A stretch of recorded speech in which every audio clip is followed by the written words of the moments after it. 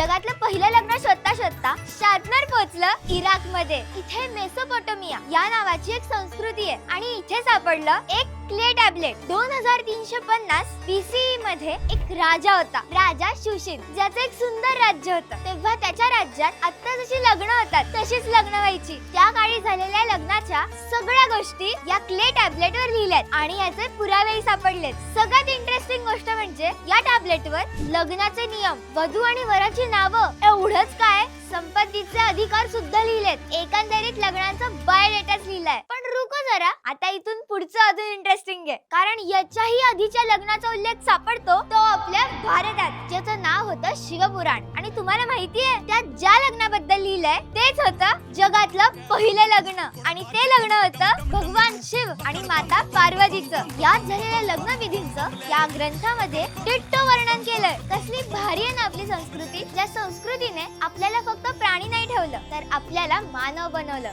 Sharpener.